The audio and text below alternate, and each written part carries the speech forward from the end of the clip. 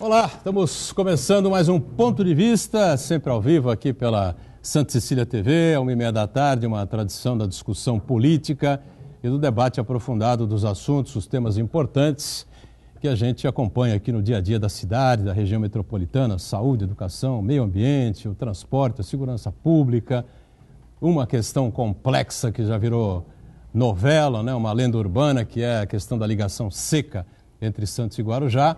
E tivemos ontem um evento importante, né? Primeiro Fórum de Debates e Negócios Ligação Seca Santos Guarujá, promovido aqui pelo Sistema Santa Cecília de Comunicação, um evento de grande sucesso, né? O Teatro Coliseu estava completamente lotado, a comunidade portuária compareceu em peso, as autoridades todas estiveram presentes, não é? E a gente, ao longo do programa, vai poder dar uma pitadinha a respeito desse tema que é muito significativo e muito importante para todos nós, né? Queria destacar a fala inicial do presidente aqui do sistema, Marcelo Teixeira, do prefeito de Santos, Paulo Alexandre, e também do presidente da Câmara, Rui de Rossi. Mas fica para daqui a pouquinho, né? Porque foram firmes, né? Foram contundentes. Afinal de contas, é isso mesmo, né? O evento não é para fazer média com ninguém, o evento é para se esclarecer, botar as cartas na mesa, afinal de contas, vamos ter uma ligação seca, finalmente, para depois pensarmos numa segunda e, quem sabe, um dia numa terceira, ou vamos discutir mais 80 anos ou 90 anos a respeito dessa novela, né? Lembrando que a reprise do Ponto de Vista você acompanha, você confere também aqui na Santa Cecília TV, diariamente, às 8 da noite. Quem nos dá a satisfação da presença aqui é o doutor Elias Jacó, advogado, né?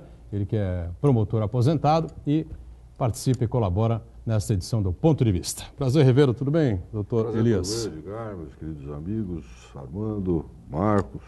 É um prazer enorme estar de volta, não é?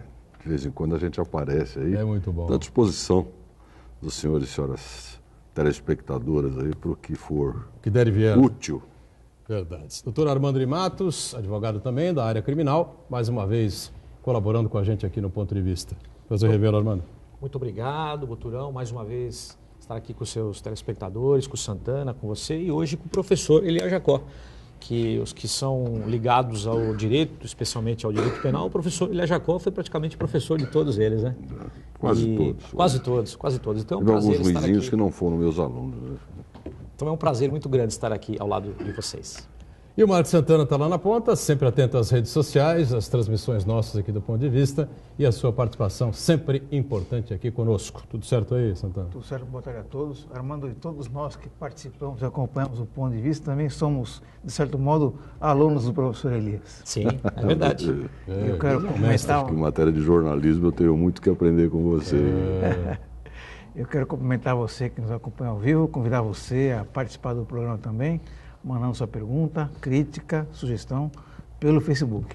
Ponto de Vista, com Edgar Boturão, ou então por e-mail, contato@pontodevista.tv.br. O programa também pode ser acompanhado ao vivo pela internet, santaportal.com.br/tv. As edições anteriores do Ponto de Vista ficam disponíveis na internet também, no nosso canal no YouTube e na nossa página no Facebook. E você que acompanha a reprise às 20 horas, uma boa noite. Boa noite para você na reprise, lembrando sempre, programa ao vivo, acaba às 12h30 da tarde, não é? Até a reprise que começa às 8 da noite. Você sabe, não é? Acontecem coisas espantosas, não é? Inexplicáveis, incríveis, não é? Hoje aconteceu mais cedo, né? O deputado federal Alexandre Frota foi expulso do PSL. Então, é uma novidade aí, a gente pode discutir um pouquinho a respeito desse tema, né? O Frota não é, assim, nenhuma referência política para nenhum de nós, claro, né? É uma figura pública que se destacou aí nas telenovelas, né? E na arte dramática também, especialmente nos filmes pornôs, né? E depois se atrelou aí à campanha do Jair Bolsonaro, se agarrou na campanha do Bolsonaro e acabou eleito, né? Teve uma postura independente na Câmara dos Deputados e agora pagou o pato aí. Mas vamos voltar rapidamente, depois a gente fala essa questão. Tivemos ontem lá no Teatro Coliseu, viu, Elias Jacó? Um importante evento promovido aqui pelo Sistema Santa Cecília de Comunicação e o debate, evidentemente, não podia ser outro, de que esta incrível discussão em torno da ligação seca Santos-Guarujá. Você acompanha isso há mais tempo que eu, não é? Mais tempo que o Armando, mais tempo que o o Marco Santana, não sei se você já trabalhou no Guarujá alguma vez, um período, nunca, né? Diretamente não, mas com uma equipe de meio ambiente nós trabalhamos em toda a Baixada, né? Então o Guarujá nos dava muito trabalho, sempre deu, essa área. Tinha que atravessar de balsa e continua tendo que atravessar de balsa, só que agora as condições são infinitamente piores, né? Tanto para a ponta da praia, onde atravessam lá os automóveis, enfim, quanto lá na área central da cidade, onde outras pessoas atravessam lá com a barquinha, enfim, né? E aí tivemos a abertura do evento, as várias autoridades compareceram, a comunidade portuária em peso, né? Estava lá prestigiando o evento e em pé de guerra, né? E a gente pode perceber bem, né? Parece uma parte da torcida do Corinthians, outro lado da torcida do Flamengo, né? Um negócio realmente curioso. E eu achava até estranho, né, um evento assim num teatro, mas olha, foi muito bem sacado, a ideia foi muito boa mesmo. Queria cumprimentar todos os envolvidos, né?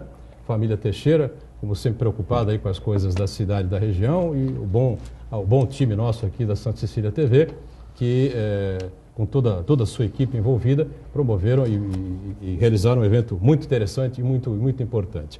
E ali eu queria destacar, como disse há pouco, né, a abertura, a fala do presidente do Sistema Santa Cecília de Comunicação, né, pró-reitor da Unisanto, Marcelo Teixeira, que saudou a todos, evidentemente, né, como teria que ser, claro, e como estava ali recepcionando todo mundo, mas deixou bem claro o seguinte, né, que ninguém aqui em Santos mais, nem Guarujá, está disposto a ter por mais 80 anos, né, essa outra situação. Nós estamos aqui para ouvir as partes e para chegar a uma conclusão e que vamos ter uma ligação seca entre Santos e Guarujá. Uma fala muito firme, né?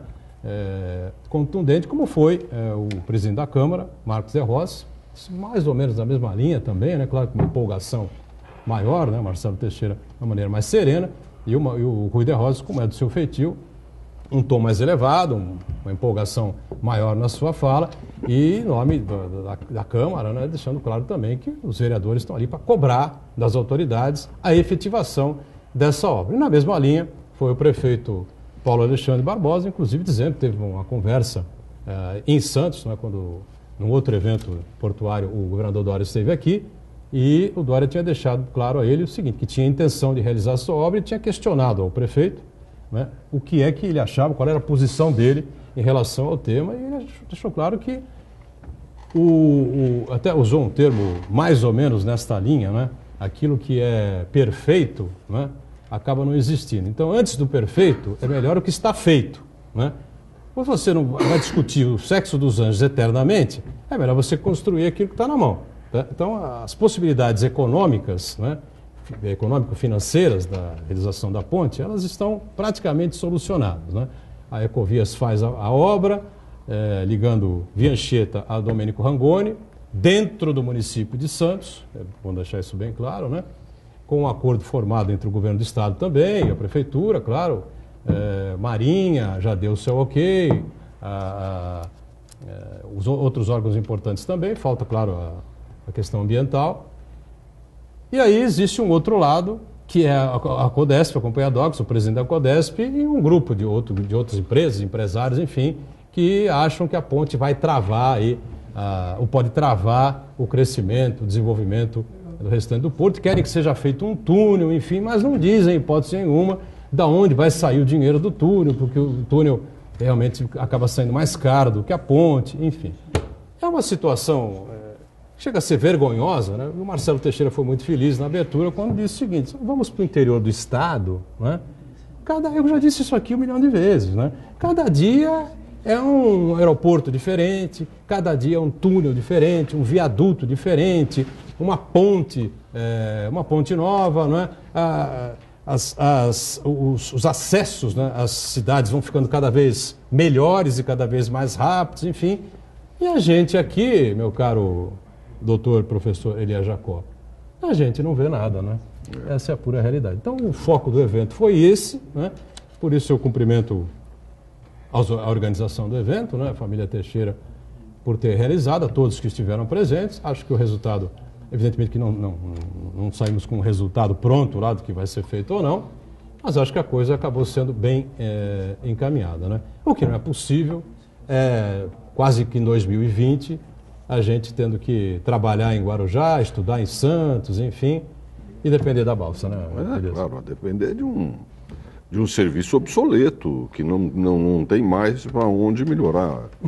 Realmente esse assunto cansa, não é? Cansa, infelizmente, você falou bem, a palavra certa é vergonha mesmo. Santos e Guarujá já mereciam um tratamento mais adequado. Nós tivemos aí líderes que saíram da Baixada, que tiveram o apoio político da Baixada, administradores da Baixada, e nenhum deles foi capaz de dizer simplesmente o seguinte: toda intervenção urbana, sobretudo nessas dimensões, ela causa uma alteração que vai implicar necessariamente na mudança de hábitos de uma parte ou de uma grande parte daqueles que são os usuários. Quer dizer, não é possível que pessoas lúcidas não entendam que a ponte causará, sim, alguns transtornos, se é que a gente pode usar essa expressão, mas que obrigará a criatividade e a boa ciência urbana brasileira a remover. O fato é que na relação custo-benefício, o prejuízo que nós temos tido da ausência da ponte é incomensuravelmente maior do que o prejuízo, se a gente pode dizer assim, daqueles que teriam que alterar alguns dos seus hábitos, talvez modificar ali o trajeto que estão acostumados a fazer. Enfim, quando se falou lá naquela ligação provisória no Guarujá e Vicente de Carvalho, que só foi possível mercê de uma doação, de uma cessão de área, né, e que os próprios empresários tomaram a iniciativa de fazer aquela ligação entre a Domênico Rangoni e o porto, enfim, as empresas portuárias que ficam na margem direita do porto, também se falou muito nisso. Só que ninguém aguentava mais aquela famosa Rua do Adubo, atravessando a avenida de uma forma absolutamente anormal. E hoje as coisas se ajustaram, fizeram-se viadutos adequados. Quer dizer, é uma coisa que tem que ser feita, ponto final. Se vai ser feito o túnel, se vai ser feita a ponte, me parece que a questão do túnel já está superada. É financeiramente alta, né? Muito difícil. Mas a ponte é possível, e é possível fazer em tempo relativamente breve, considerando as experiências que nós temos tido aí em outras edificações semelhantes, né? Na própria capital de São Paulo, você tem lá aquelas pontes espraiadas, atravessando. Foi feito em um ano, no máximo. Basta que seja feita com decência, com honestidade e com competência. Sem dúvida. Armando, acho que você pensa do mesmo jeito que nós, né? Claro, né? Do mesmo jeito, em primeiro lugar, quero fazer uma crítica construtiva. O ex-governador Mário Covas foi eleito em 94, tomou posse em 95, morreu em 2001. Vamos excluí-lo, porque ele já não está mais entre nós, mas vamos falar do PSDB de lá para cá, 2001 para cá. Me parece que esses governantes não gostam da Baixada Santista, não gostam do nosso litoral, não gostam de Santos, São Vicente, Guarujá, Cubatão, Praia Grande, Bertioga, não gostam, porque não investiram absolutamente em nada aqui, ou uma coisa ou outra, o poupa-tempo, agora o VLT e tal, mas muitos anos.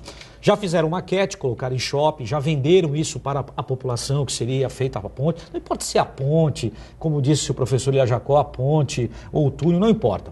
Mas vamos para a história. Nós temos no Rio de Janeiro a ponte Rio-Niterói, que foi construída há 50 anos. Não sei exatamente quando a construção 1970, começou, mas foi entregue em 75, 74, mas começou no final dos anos 60. Uma ponte muito maior, que nós temos também a passagem de navios por baixo dela. Então, se vai alterar, que se construa a ponte num local estratégico para que não se altere o fluxo do porto todo.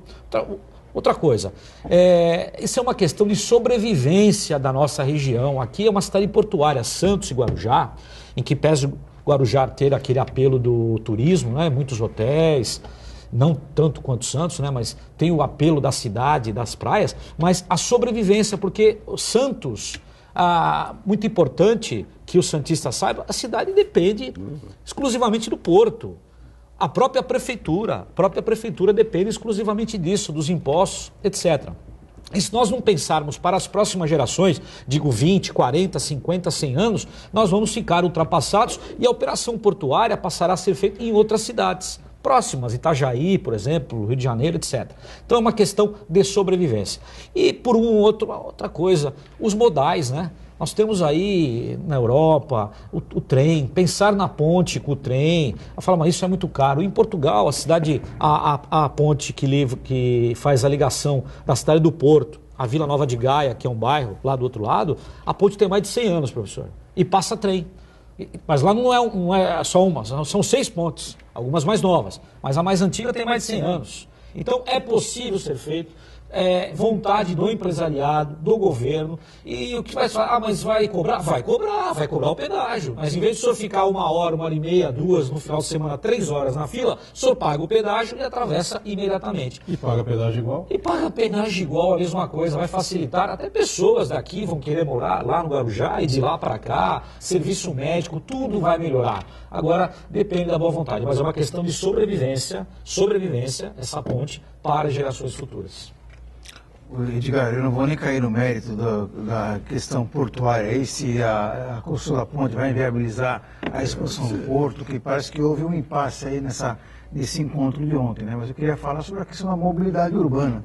Eu acho difícil que essa ponte, no local onde ela está projetada, ela vai resolver a questão da mobilidade urbana das pessoas. É difícil imaginar que uma pessoa que vem de Santos, de Praia Grande, São Vicente, ou aqui da Orla da Praia, vá se deslocar até a entrada da cidade para depois pegar essa ponte e ir até a Piaçaguera para depois ter acesso às praias de Guarujá. Vai ser um transtorno muito grande. Agora, eu quero lembrar também que na época em que o túnel foi projetado, foi apresentado, tínhamos o PAC Mobilidade, que é a presidente Dilma Rousseff, que era a mãe do PAC, prometeu liberar verbas para essas e outras obras, e ao mesmo tempo tínhamos também as obras para a Copa do Mundo. E construiu-se estádios no Pantanal, na Amazônia, nas dunas, fizeram ampliações que acabaram não se concretizando em Brasília, destruíram o Maracanã e reconstruíram novamente. Quer dizer, houve uma grande farra com o dinheiro público por conta da Copa do Mundo, quando nessa mesma época diversos outros projetos importantes da tal mobilidade urbana continuaram no papel. O túnel entre Santos e Guarujá é um deles, né? Isso aí é uma consequência direta da pressão política, dos interesses políticos aí, o grande esquema de corrupção que depois a Lava Jato evidenciou. Temos aí o ex-governador Sérgio Cabral preso, vários outros presos, por conta aí da esteira da Copa do Mundo. Quer dizer, em vez de ter sido feitos investimentos importantes em mobilidade urbana, como esse aqui na Baixada Santista, gastou-se dinheiro público em estádios e outras obras completamente desnecessárias. Percebeu-se ontem no evento, né, claramente, um ponto e um contraponto entre o feito e o perfeito, né? E o prefeito Paulo Alexandre colocou na abertura, né, dizendo que tanto ele quanto o governador Dória acordaram que entre o feito e o perfeito é melhor o feito, porque o perfeito não vai acontecer, né? E a gente sabe disso há 80 anos, 90 anos, né? Então tivemos lá o representante do Ministério da Infraestrutura, inclusive rebateu aí a tese do prefeito, dizendo que não é porque há 85 anos que se fala da ponte e do túnel e não acontece, que a gente vai pegar o primeiro projeto e tal, a coisa tem que ser conversada, enfim. Né? Vamos aguardar mais Ou seja, veja, o evento foi muito interessante, muito importante. Ontem no Teatro Coliseu foi um divisor de águas. Você botou ali, basicamente, o interesse pela cidade, né, contra o interesse empresarial. Tá certo? Isso ficou absolutamente claro. Agora, acho que a cidade tem que ganhar essa queda de braço, tá certo? É mais do que necessário, como disse o Jacó, como disse o Armando, como disse o Santana, como disse o prefeito, como disse o presidente da Câmara, como disse o Marcelo Teixeira ontem na abertura, que essa ligação SIC aconteça, né, para beneficiar o fluxo de veículos e de pessoas entre os dois municípios, tá certo? Um break, a gente volta na sequência, já já. Muito bem, estamos na sequência do Ponto de Vista, o doutor Elia Jacó conosco, Armando de Matos também, o Santana atento às redes sociais, às participações, às informações que vêm surgindo. E hoje é 13, né? 13 de agosto, né? Portanto, para você que não se lembra, né? Estamos há 5 anos, né, da queda do avião que transportava o ex-governador e ex-candidato do PSB à presidência da República, Eduardo Campos. Né?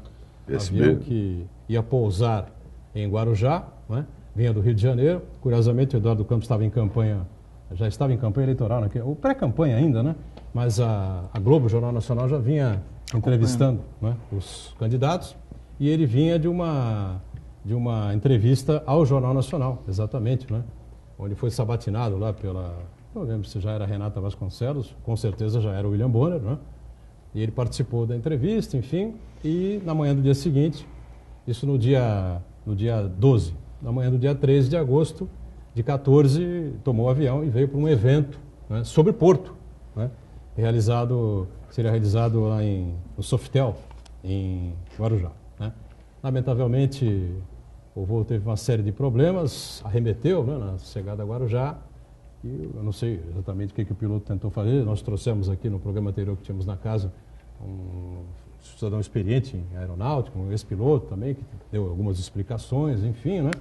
Mas o mais impressionante de tudo isso, né, é o fato de ele ter embicado, né, e caído praticamente numa reta, né, no meio de um terreno vazio, né, no meio de tantas casas, né, de tantos prédios, de escolas, né, uma academia foi destruída, né, não pelo avião, mas pelos destroços, pelo deslocamento, enfim, né, e esse foi realmente um fato, uma coisa inacreditável, né, porque como o ex-piloto explicou aqui para a gente naquela época, naquele episódio, normalmente quando acontece uma situação dessas, o piloto vai em direção para o mar, né, justamente para não, se tiver que morrer, que morram só aqueles que estão a bordo, né? Evidentemente não causasse uma tragédia maior. Era para ter acontecido uma tragédia extraordinária aqui em Santos, né? Evidentemente. Não aconteceu, né? O avião embicou e ali morreu o Eduardo Campos, piloto, copiloto, 3 assessores de campanha, enfim, né? E uma série de pessoas que tiveram danos, prejuízos enormes, né? Imobiliários, pessoais, enfim, e até hoje nada acontece. Sim, a questão jurídica, até porque demorou muito tempo para descobrir o proprietário da aeronave, em primeiro lugar. Demorou um tempo, né? Os colegas advogados demoraram um tempo para descobrir de fato quem era o proprietário e quem responderia por isso. Mas voltando, há 5 anos, eu me lembro, era um dia muito parecido com hoje. Um dia chuvoso, um pouco mais frio, né? Um pouco mais frio, mais baixa, Eu estava ali no Canal 3, quando nós percebemos um deslocamento de ar, todo mundo, né, que estava comigo, e depois, chegando no nosso escritório, começou até, no primeiro momento, falaram que era o helicóptero de um grande empresário do Santos, que teria caído, depois verificou-se que não. Uma pena, porque mudou todo o cenário político, porque era um pré-candidato à presidência da República, e eu me recordo que a época estava muito forte, até porque o Nordeste em peso votaria nele, né, creio eu, e os que estavam apoiando a campanha dele. Foi uma pena pela morte, um episódio que ainda tem aí um pouco de nebulosidade com relação por que a queda desse avião, né? Isso não ficou totalmente esclarecido. Mas com relação às ações, triste, porque pessoas perderam parte do seu patrimônio, imóveis foram destruídos, o proprietário de uma academia ficou com um prejuízo muito grande, né? E as mortes, né? E o Márcio França quase que embarca nesse avião. Quase que embarca. Era para ele estar nesse avião, por sorte, por destino, né? Talvez a mão de Deus. Marina também, né? E isso, ele saiu desse avião. Saiu não, ele não entrou. Marina era candidata a vice. A vice. Do Eduardo Campos. Né? E aí, quando terminou a entrevista no Jornal Nacional, o Eduardo Campos dirigiu isso, ela disse aqui na Prefeitura de Santos, né? O Eduardo Campos disse, olha, vamos pegar um avião e tal, não sei o quê, você está lá de manhã? Falou, não, Eduardo, avião desse tipo de avião, eu não entro, tenho paura, me sinto mal, passo mal, eu só vou de carreira, não tem jeito. Não, Marina, que isso, não sei o quê, falou, não vou, não consigo, não adianta. Vou dar vexame, vai ser um negócio desagradável. Então, a gente se vê lá, em São Paulo, enquanto em São Paulo, você vai para o evento em Guarujá, a gente se encontra em São Paulo à tarde, vamos fazer uma reunião lá e tal, tá bom, tá bom. Lembrando que fala... avião não era um monomotor, um bimotor, era um jato. Era um jato, não sei se era Embraer, que marca que era, mas era um jato, uma turbina. E uma pena, uma fatalidade. E aí, Elia Jacó, nós estamos aí ainda, parece que se descobriu, né, o nome dos proprietários. Eles diziam que não eram donos, depois não eram donos, e o pessoal todo aí fica aí na expectativa de um dia receber um realzinho. Me parece que não sei se isso é viável ou não. O dono da academia conseguiu, pelo menos, reconstruir uma boa parte. Quer dizer, os imóveis foram recuperados. Mas as indenizações de acidentes aéreos são muito complexas, né? Nesse caso, particularmente, por causa da dificuldade em se estabelecer a responsabilidade e até a autoria da propriedade do avião, conforme vocês já disseram, do aeroplano. E me parece que ainda há algumas dúvidas nesse sentido, né? Fala-se muito em laranja, em testa de ferro.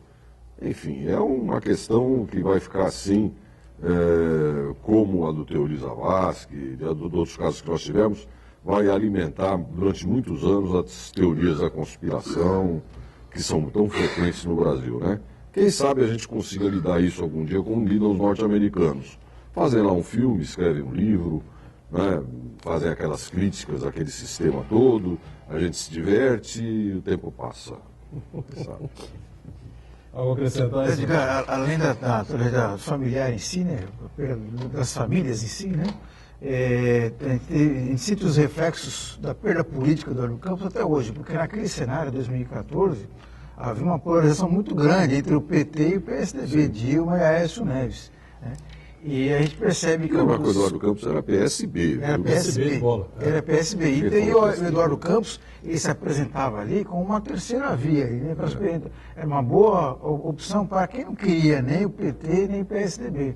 E mesmo que ele não chegasse a um segundo turno, ou uma eventual vitória em 2014, ele viria muito forte em 2018, né? E ele atenderia um anseio... mudar da história do Brasil. Atenderia um anseio muito grande da população que não queria nem o PT e muito menos a triste figura que nós temos hoje como presidente da República, né? Que seria uma terceira, uma pessoa da política, né? Que eu acho que a questão do Brasil se resolve na política, não negando a política, né? Ele conseguiria, sim, se apresentar como um candidato de coalizão, de consenso, e aí o Brasil teria uma história diferente do que nós temos visto hoje. Só para lembrar, não é, Marcos? Marcos, nesse ponto, com muito mais propriedade do que eu posso dizer, é que essa articulação toda que deu essa projeção ao Eduardo Campos se deve ao Márcio França. Sim.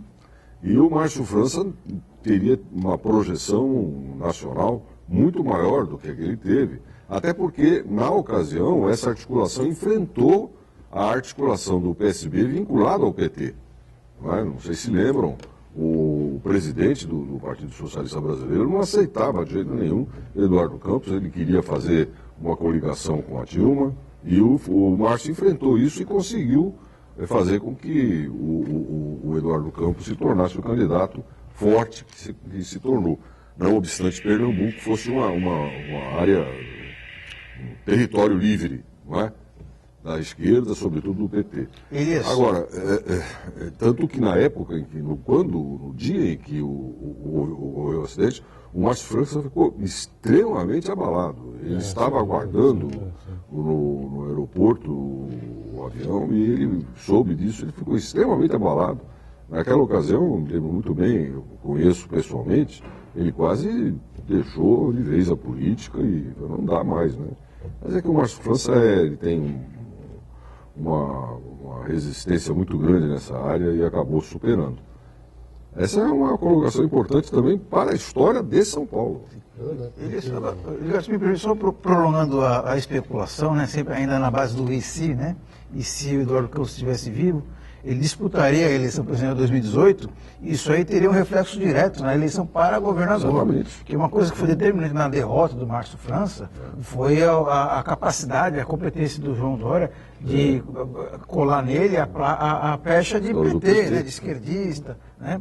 E conseguiu emplacar o tal do voto Bolsodória. A partir do momento que tivesse uma terceira via a nível federal com o Eduardo Campos, O Márcio França se apresentaria como uma terceira via também aqui em São Paulo, e no segundo turno não teria essa polarização PT-PSDB, né?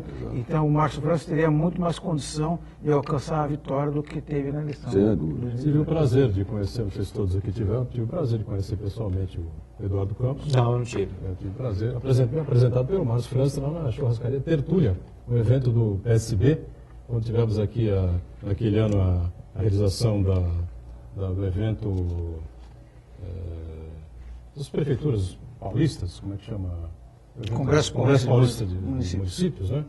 E o PSB teve um dia importante com a vinda do governador, do candidato, ainda não era candidato, pré-candidato Eduardo Campos, ia assumir a candidatura mais à frente, para 2 meses ou 3 meses, enfim, né? E tive a oportunidade de conversar com ele alguns minutos, enfim, né? Um sujeito leve, não é?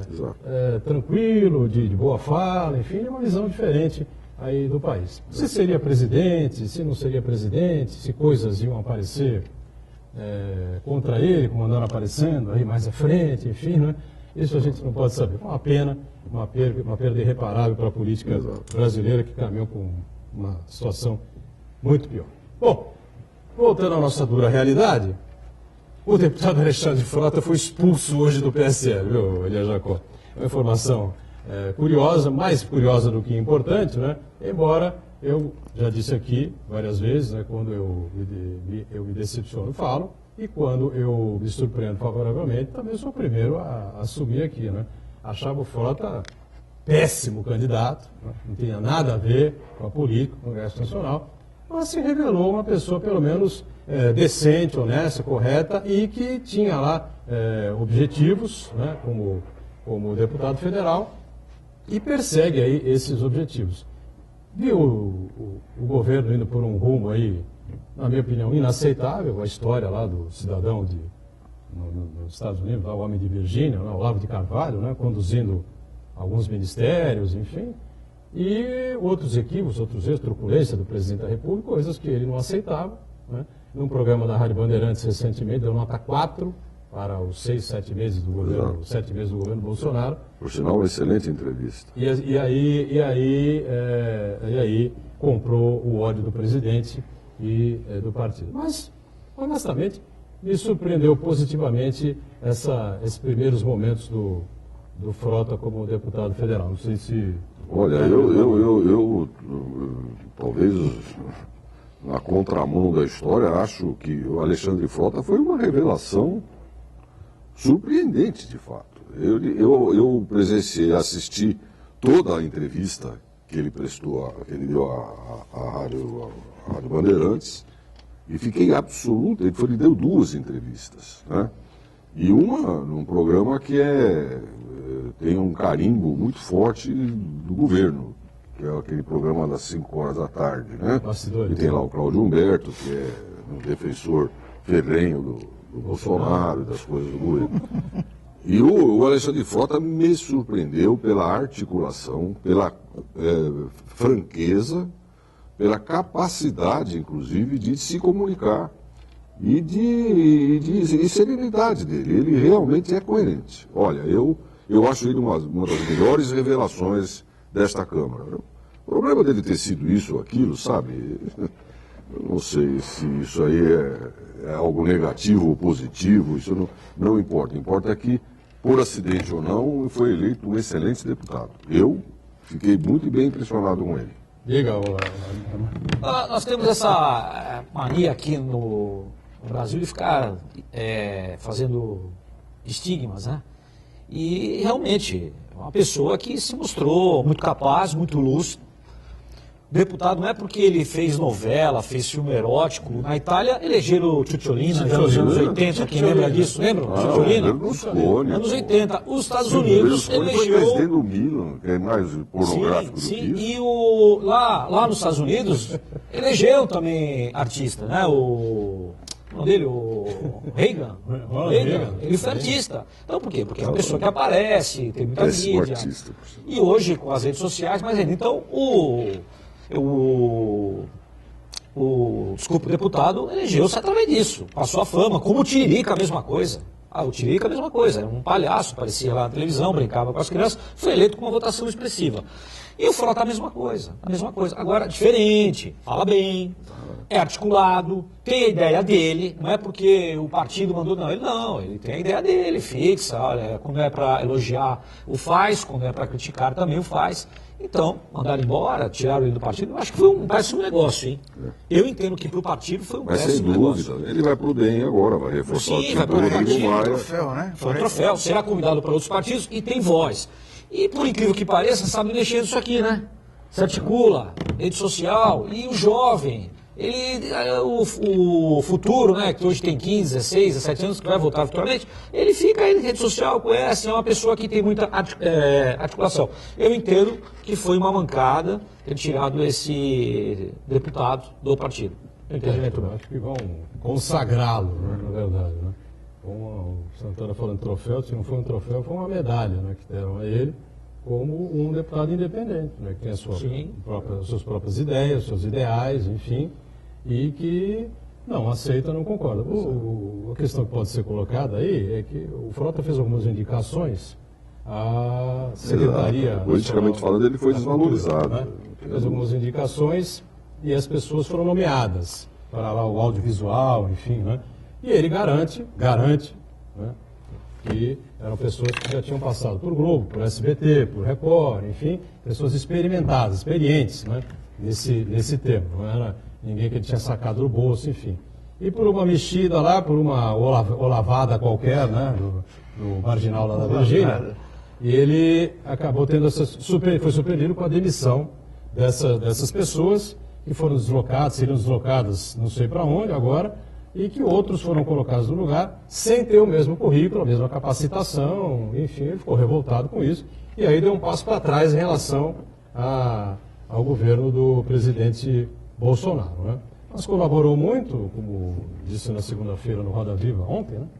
Hoje é terça, né? Ontem no Roda Viva, o presidente da Câmara esteve lá, o presidente Rodrigo Maia, dizendo que ele é um guerreiro, um trabalhador, enfim, e que algumas vezes ele foi pilhado o único deputado no plenário em sessão, único. Eles vão filmar, ele era o único que estava presente. Quer dizer, realmente ele é atuante. Como é essa jovem, que também tem um problema parecido no PDT. Ela se rebelou, ela deu uma carimbada no então ministro da Educação, aquele espanhol, colombiano, que ficou na história. É uma moça extremamente competente. Quer dizer, se estudou para ser política, gosta da política, e vai realmente fazer muita falta para o PDT. O PDT já deu uma recueta, né? Já percebeu que não é só ela, são 8, então já começa a ficar bem preocupado. Ela dá uma punição qualquer. Estamos conversando. Um break, já voltamos na sequência do ponto de vista. Em instantes. Muito bem, sequência aqui do ponto de vista. Eu vou levantar aqui aos meus companheiros, Elia Jacó e Armando de Matos, né? A pauta, a página do dia, a pauta do dia, né? Aqui o Deltan Dallagnol, né? O famoso procurador da República, procurador da Lava Jato, e tem aqui a informação de que o Conselho do Ministério Público, Conselho Nacional do Ministério Público, reabre aí o caso das mensagens da Lava Jato, da Vaza Jato, em relação ao Deltan Dallagnol. Deltan Dallagnol que andou dando palestras por aí, cobrando, né? E o pior é o seguinte, né, o Elia Jacó? As palestras que ele marcava, que ele ia dar, enfim, eram anunciadas aos convidados. Enfim, vem assistir a palestra de Deltan Dallagnol e você saberá o que vai acontecer com a Operação Lava Jato, mais daqui a próximos não sei quantos dias. Ou seja, a impressão que dá é que não era uma palestra de esclarecimento, né, ao combate ao crime no Brasil. Era a venda de informações, né? Não sei se eu estou exagerando na dose, mas a partir do momento que você faz uma chamada por esse ângulo, por esse caminho, né? E ainda tem a questão do ministro Sérgio Moro, que continua, aí, ao meu ver, entre a cruz e a espada, né? Fez a opção de largar a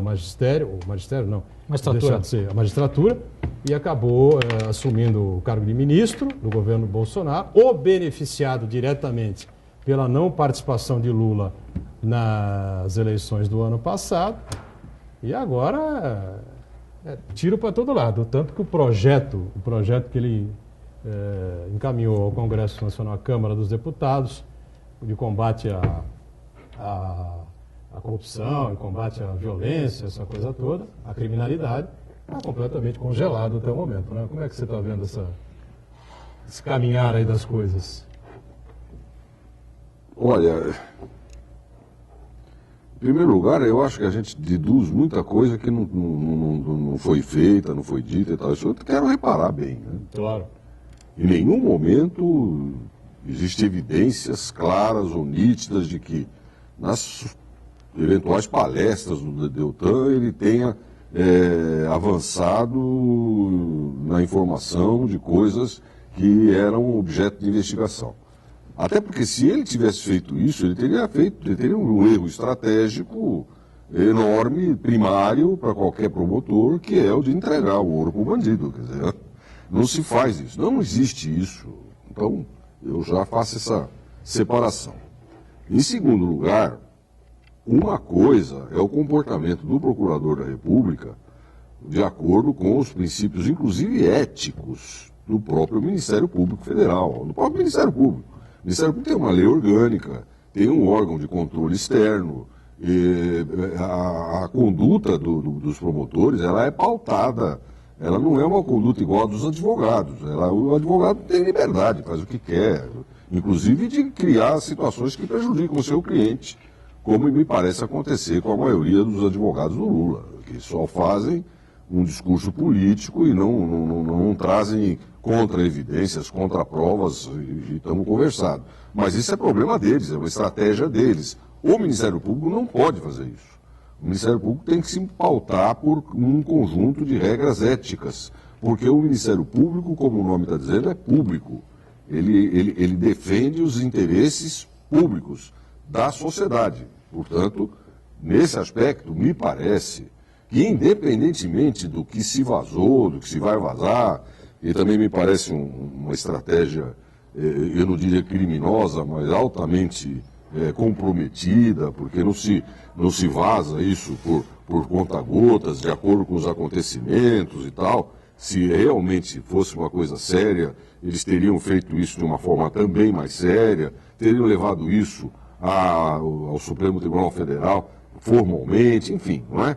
Mas, independentemente disso, todos nós temos acompanhado a atuação, sobretudo do chefe da Força-Tarefa, que é o doutor. Já temos observado que ele avançou o sinal ético e muito, e muito. E isso realmente merece uma reprimenda. Uma reprimenda ética, uma reprimenda administrativa. Não vi nenhum crime que ele tenha praticado. É possível que, se investigando isso, fora dessa história de prova ilícita ou prova lícita, se venha apurar que ele prevaricou, que coisa parecida.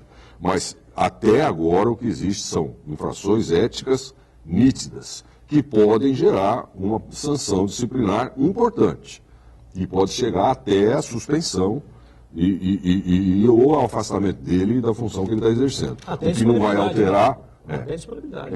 Exato. E aí não descarto a correção dessa solução. E não acho, inclusive, que isso vai afetar a atuação da equipe, da Força-Tarefa. Sabe, nós aprendemos isso no Ministério Público. O Ministério Público é uma instituição una e indivisível. Sai um promotor, entra outro pior do que aquele. Isso é primário, não é? E agora a Procuradora da República prorrogou por mais um ano e vai ficar prorrogando, seja o Dallagnol, seja outra pessoa qualquer. O Dallagnol pode perfeitamente se afastar. O que me parece que, associado a uma personalidade de geladeira aberta, o que é isso? É aquele promotor profissional que, quando abre a geladeira, sai aquela luz da geladeira e já começa a dar entrevista. Não é? Quer dizer, a par da personalidade de geladeira aberta que ele tem, que realmente é claro, ele entrou numa estratégia importante, que essa sim foi fixada pelo Sérgio Moro, e ele fez muito bem de fixar, de estabelecer como primário que as atividades da Força-Tarefa e da Lava Jato tivessem pleno apoio midiático. Isso é fundamental, porque foi isso que matou as mãos limpas na Itália. E isso eles conseguiram. Só que ele parece que fez uma leitura meio exacerbada disso. Uma coisa é você apresentar com transparência, até fazendo algumas coisas que a gente pode considerar erradas, do ponto de vista ético, para poder captar a opinião da sociedade, tê-la ao seu lado e fazer isso de forma que os políticos sejam pressionados naturalmente. Outra coisa é você estabelecer estratégias para você pressionar o juiz, o perito, o delator, o próprio Supremo Tribunal Federal. Aí foi um exagero dele. Essa é a minha opinião. Como procurador, eu acho que ele foi muito mal. Muito mal. Como pessoa, ele fica aí. Não tem nada a ver com o que está vazando. Eu não estou colocando uma linha do que eu estou falando, não se baseia nas bobagens que têm sido divulgadas pela imprensa. Esse negócio de conversa, de falar, o que é isso? Nenhum de nós resiste a uma coisa dessas. Você fala no telefone, o Armando também, o Marcos também, nós falamos coisas um do outro. Professor. Tá? Então, estamos conversando. O que precisa saber é se, no curso dessas atividades probatórias, alguma coisa disso foi para o processo e gerou uma decisão diversa da que geraria. Tá? Até a atuação política da força-tarefa, política, fora do processo, tendente a esvaziar a liderança de algum corrupto que eles considerem assim, ou que tenham evidências disso, da lide política, até isso não é crime. Não é crime. Agora, é conversa. O que a gente tem, clara e nitidamente, nos processos da Lava Jato, é prova. É prova. É documento. Não é só delação, não. Porque delação só era acolhida pelo juiz quando a delação vem acompanhada de elementos que a sustentam. Se eles foram condenados, e no caso específico do presidente Lula, cinco juízes, 3 vezes, examinaram a prova, documento, fotografia, registros, depoimentos, um conjunto probatório que está no processo. E nenhum deles veio a partir de no processo, digo, a partir de uma manipulação judicial.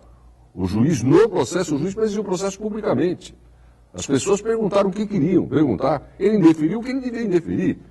E os tribunais o sustentaram, deram razão a ele. As condenações foram unânimes. E ainda com o aspecto significativo de que se entendeu que ele havia exagerado na pena. E mais, que o próprio Tribunal Federal de Recursos havia cometido um exagero maior na pena e isso foi retificado. Quer dizer, não há como você dizer, ele indicou uma testemunha. No processo, o juiz recebeu uma pessoa e diz, olha, eu quero falar sobre o meu, olha, não é comigo isso, você vai falar com o promotor? Isso é todo dia. Todo dia. Se o Moro tivesse sentenciado o Lula aos 8 anos que o STJ sentenciou, ele teria condições de ter saído da cadeia para fazer campanha para o candidato dele?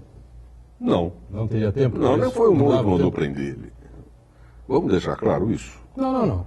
Não foi o Moro que mandou prender ele. O problema do Moro... Eu entendo o que você está falando. A minha desconfiança com relação... Eu entendo, acho que o Lula é culpado. Não. Acho que o Lula é culpado. Ele só vai completar. Acho que os julgamentos foram corretos. Eu só acho o seguinte, a pena, na minha opinião, foi completamente exagerada. Eu acho. Foi reduzida. Acho que houve uma previsão de cálculo para que ele não pudesse estar fora da cadeia para fazer a campanha ao candidato do PT. Seria um cálculo inútil. É a visão que eu tenho. Então eu vou explicar para você. Ele está condenado a 8 anos e alguns meses de prisão. Esse tipo de pena é regime fechado. Ele está preso. Sim. Depois da sentença, portanto, ele não está preso, não estava na época preso há tempo suficiente de pleitear uma progressão de regime, tá certo? Ele está preso há um tempo que nem 12, nem 8, nem 9 permitiriam que ele saísse da prisão. E outra coisa, professor... A prisão dele é por força de decisão de segundo grau, uma decisão altamente fundamentada, embora a gente possa divergir dela. Foi rápido, mais rápido do que foi o HC do Lula, peraí. Não tem problema. Tá certo? Rápido é rápido. Foi rápido. Dá certo, foi rápido. Eu digo a dosimetria. Não, a dosimetria foi corrigida pelo... Na dosimetria, dado... Ele condenado por um órgão colegiado, ele não poderia ser candidato. Não, candidato não. Candidato não poderia ser candidato. Não, mas ele estaria fora da prisão? Não. Poderia gravar? Não dava tempo. Não. Ele dava tanto que ele vai completar agora em setembro para o semiaberto, que não é fora da prisão, é o semiaberto. E ele mesmo disse que não quer. Por que ele vai ser em setembro? Porque a pena foi reduzida a 8 anos e pouco. Um sexto da pena. Porque se fosse a pena de 12, que não foi o do Moro que deu, o Moro deu uma pena pouco superior a 8 anos e pouco, 9 anos. 9 anos e pouco. Tá certo? Quer dizer, não, ele 8 anos, pena de 8 anos, obrigatoriamente é regime fechado. E segundo o entendimento, hoje dominante, no Supremo Tribunal Federal, e que tem sido seguido quase que religiosamente, contra a nossa opinião, a minha, do Armando, é a de que condenado por órgão colegiado começa o cumprimento da pena. Foi exatamente o que aconteceu.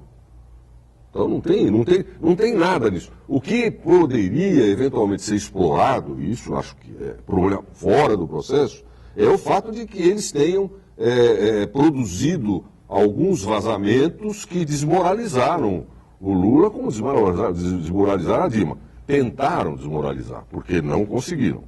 Eles continuam sendo os dondocas da política. O Lula mantém a sua liderança e o seu prestígio, tanto que ele conseguiu uma decisão em 25 minutos. Isso é prestígio. Tá certo? Então, eu acho que é por aí. Agora, prova é prova.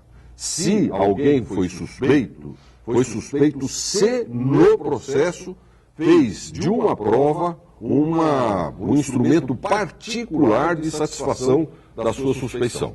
É preciso, isso é objetivo, e se vê no processo. Ele criou essa situação probatória, ele interpretou essa situação probatória de forma prejudicial, até agora, e não vai ter mais oportunidade de rever isso, 2 tribunais, por unanimidade, não, condenaram. 8 juízes, não, mais do que condenaram, entenderam que ele não fez isso.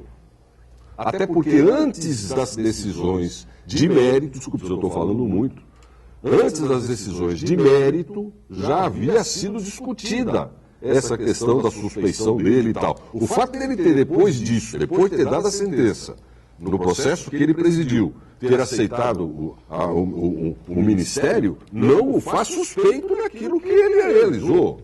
Espera lá, eu posso questionar se essa foi, eu não gostei. Eu preferia que ele tivesse ficado lá em Curitiba. Tá certo? Todos. Mas isso sabe, também uma pessoa convidada para ministro, eu não quero. O que aconteceu com relação a esse procurador federal, e deixar claro para o telespectador o que é o procurador federal. Ele é um promotor federal. É a mesma coisa um promotor aqui no estado de São Paulo, mas ele é o promotor da área da Justiça Federal. O que aconteceu que algumas pessoas criticaram, e eu também critico, em ter cobrado pelas palestras. O professor Elia Jacó já proferiu palestras aí no Brasil, eu tenho certeza que nunca cobrou nada, talvez tenha cobrado outras partes. Não, às vezes a gente cobra sim, é isso. Mas ele cobrou um valor muito alto. A gente cobra. E de empresários que ali teriam algum interesse. Essa é a primeira crítica. E observem o juiz que substituiu o Sérgio Moro em Curitiba, ele não aparece. Ele profere lá suas sentenças, não vai à mídia, não chama a televisão, não fica fazendo gravação e depois oferta aquilo para a imprensa. Ele trabalha lá em silêncio, tendo que todo juiz e todo promotor deve fazer. Exatamente. Todo promotor e juiz deve fazer dessa forma, trabalhar em silêncio. Ele não deve satisfação à imprensa. Agora, se o Sérgio Moro utilizou desse expediente para ser ministro da Justiça, que não é aquilo que ele quer, ele deseja ser ministro do STF. Agora, o presidente disse que a primeira vaga, que é do Celso de Mello, se eu não me engano, ano que vem, vai para outra pessoa, para um evangélico. Então, nós não sabemos se o Sérgio Moro extremamente evangélico, terá força, terá altura para aguardar mais 1 ano, 2 anos no Ministério. Eu, particularmente, entendo que não. Que a cada dia ele vai diminuindo, está se desgastando. Pelos vazamentos? Pode ser. Mas tudo aquilo que ele prometeu, que ele falou no primeiro momento, e a sociedade botou força nisso, botou fé, não aconteceu. Os crimes continuam sendo praticados pelo crime, o crime organizado continua crescendo. Em Santos, São Paulo, Brasil, etc. A sociedade padece ainda, né? Muitos crimes de sangue, crimes de morte, e nada foi feito ainda que a sociedade sentisse, fala, olha, melhorou, e eu saio às ruas e não tenho mais problema com isso. Lógico que não é em 1, 2, 3 meses, mas ele não conseguiu ainda resolver o problema. Até porque o Congresso não está ajudando. Outra coisa, isso aí não é determinante que ele tenha prestígio como ministro para ser indicado como ministro supremo. As referências são totalmente diferentes.